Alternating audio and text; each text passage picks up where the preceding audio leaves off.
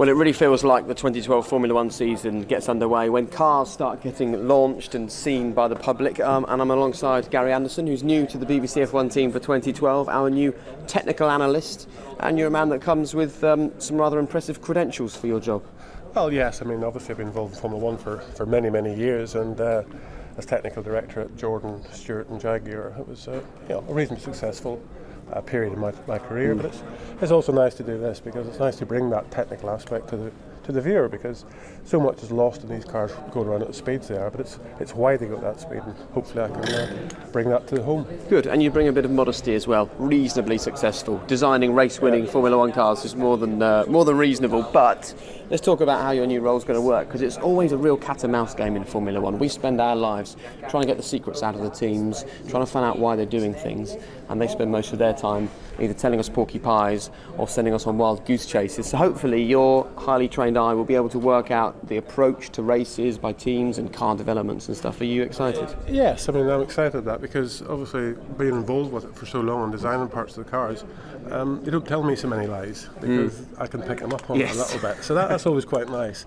You never want to put somebody on a spot because there's always a reason for everything. But again, it's looking at the developments, it's looking at the development direction, it's looking at who makes best use of tyres, when they make the best use of the tyre, all that sort of stuff. So hopefully we can bring that to the public, and that's the important avenue for me, I suppose. Great. So behind us is the new McLaren MP4-27A. They call it the A because it's the sort of first car, the test car, the launch car, if you like. That's cost millions of pounds. However, to decipher it, we have a pen, a paper and a clipboard, and that's exactly what we're about to do for you, to try and sort of explain why McLaren have designed the car in the way they have. Let's start with just a little wander along the front, Gary, and perhaps you can start by explaining to us your first thoughts. Well, obviously there's two major regulation changes for this year in the cars, and one is the front of the chassis. Basically the FIA put in an area where the nose can't be any higher. What they're trying to do is stop the cars flying over the top of each other like Mark Webber did in Valencia a few years ago. Yeah. So they've tried to instigate that by putting this box section. I'll just show what I mean here, because it's one of the sections. If you take the front wheel, basically the regulation here is that there has to be a cross-sectional area, and the two wheels are obviously sitting out here somewhere. Yeah. And what some teams have done is the front of the chassis comes forward, and there's a box section just here. That's where you're not allowed to put bodywork, and that's at 550 millimetres high. So basically the way McLaren have done it, the front of the chassis comes along, just touches that box, drops down into the nose. That's it. This is the gap to the ground. They've got a nice decent gap there. But what some other teams have done, they've run the sort of Red Bull type philosophy, the two ears that you see on top of the chassis. They run it forward like this, and then they've sort of dropped it down very dramatically. So it looks a bit bent on the top section. This allows the bottom of the chassis to be a bit higher in this area, so you can get more airflow through there. So in effect, those two ears are sitting up here, like that. Yeah, and that was what Red Bull originally inspired that, didn't it? Red Bull. The area you want to lose is this corner, so that allows them then to have the vertical height here, the chassis underneath is shaped like that. They eliminate those corners. Because in reality, this area here of airflow that goes through underneath the car and between the wheels and the chassis, that's what the rest of the car has got to work with. So basically you want to get the chassis as high as possible, because you can't make it any narrower and you can't widen the wheels because of the regulations. So you want to get it as high as possible to allow as much airflow through that area to get to the leading edge of the side pods, which then helps create the downforce. Well, let's go towards the front then and have a proper look at the nose of this car. Because obviously McLaren's looks much more beautiful than the first car we saw, which was the Caterham. But what you just explained there, clearly the McLaren's is a little bit lower. So are they going to be able to utilise that area of development as much as Caterham? Probably not. I mean, obviously Caterham are a youngish team coming in. They're going to have trouble exploiting everything anyway. But as far as, like, let's say Red Bull, we haven't seen their car yet. If they exploit that to the maximum, they will have more opportunity. If you did a back-to-back wind tunnel test with the rectangular box and the one with these two ears on it, on the front of that chassis, you probably couldn't measure the difference in the wind tunnel. But the only problem is that if you can get more mass flow through between the wheels, it gives more opportunity to work this area later. So you can put more aggressive barge boards or a more aggressive T-tray floor area. So it's about the vision of where you're going to try to get to. It's not about today. You can't prove it today. You might be able to prove it tomorrow or next month or a month after. And I think they might have got themselves in a little box there that there's not as good a way out as some of the other teams. Okay, because these hands have designed Formula One cars. Would your Formula One car, if you were still designing them in 2012, have looked like that at the front? I like nice things. So there might be a chance. But however, it's quite pretty, isn't it? Yeah. However, on the way there, you know, it's obviously race performance, and that's what you've got to cater for. You know, Adrian Newey is one of these guys that I think his biggest asset is his vision for the future. It's not today, it's about where he's trying to get to. And he's willing to commit to some of these things. Now, on the other hand, with those ears on top of the chassis, the driver's vision is compromised a bit as well. So there's a lot of things like some of the accidents Lewis had last year. Yeah. You know, if the chassis was made to be, you know, a reasonable amount lower than this, might be better vision for the driver and a few less accidents as well. So everything's a little bit of a compromise, but we'll see during the year who does the best job. And this is the first front runner that we've seen. If the Red Bull car gets revealed in a few days' time, and Red Bull and Adrian Newey have gone down the route that we've already seen from Caterham with this kind of drop, how quickly will it be until McLaren are rolling out theirs? Because that seems to be the way it works now in Formula One. Really and truthfully, it's a new car for them. You know, you can't. It's not something you can add on to. That's what you're looking for. You're looking for that concept in your car. It's a big enough step for the others not to be able to copy it and have to make a new car.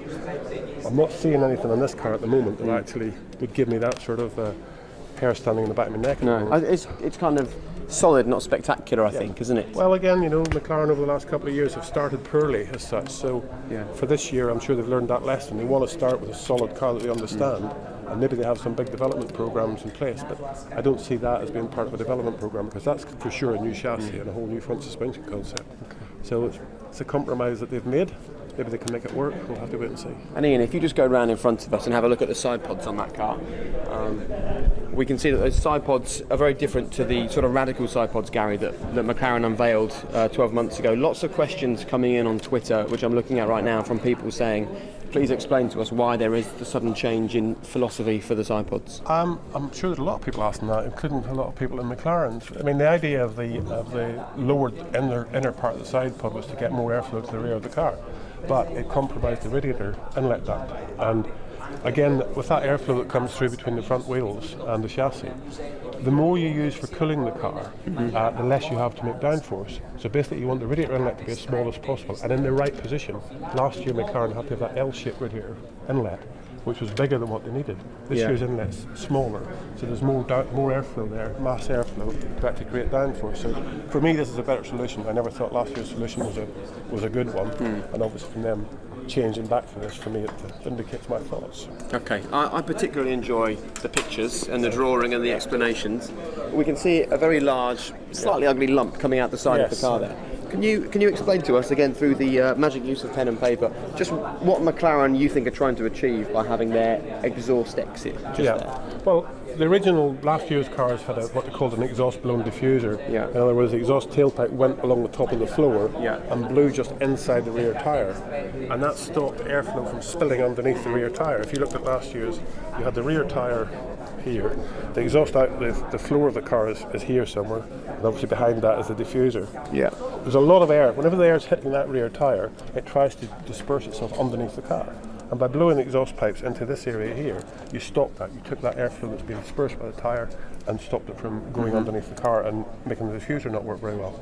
The FIA decided that wasn't the right thing to do, so they've now made an exhaust pipe location in a different position on the side pods.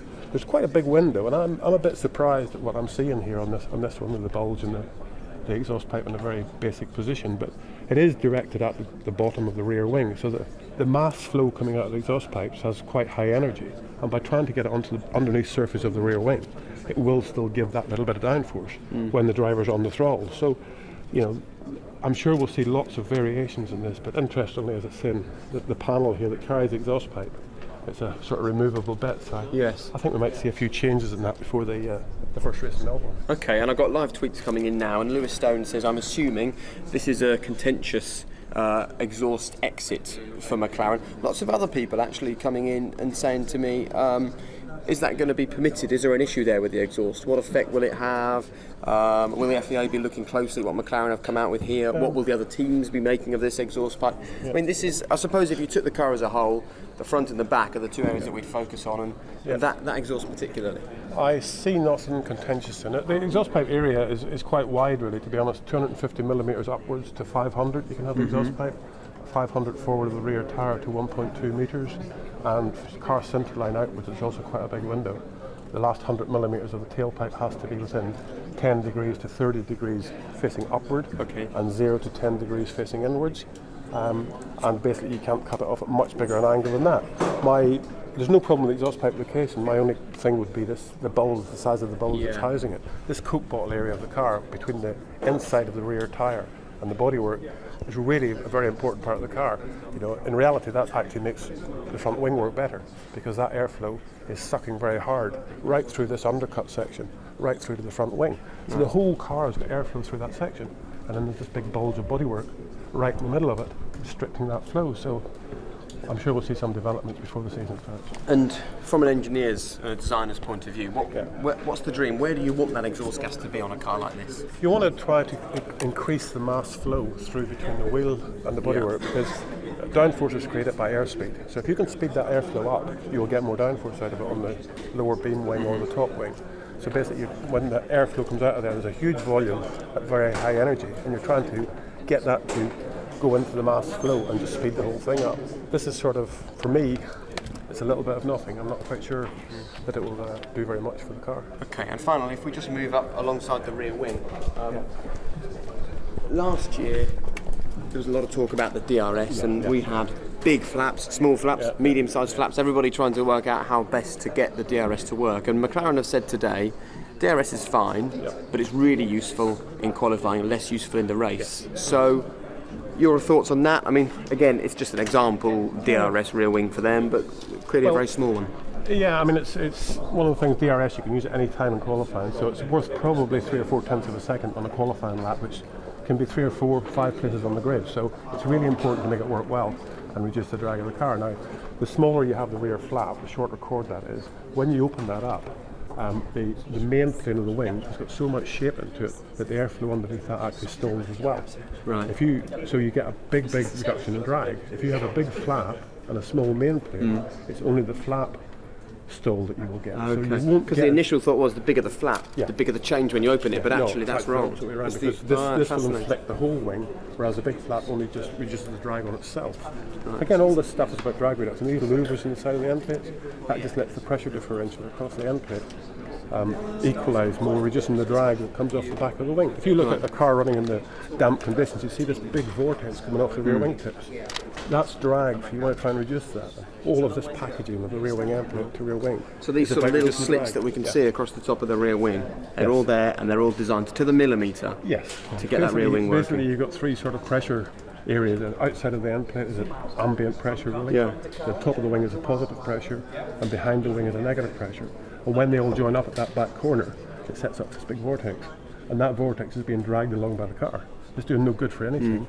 You want to try and reduce that as much as possible. So these here are to try and equalise that pressure, but still keep the wing performance.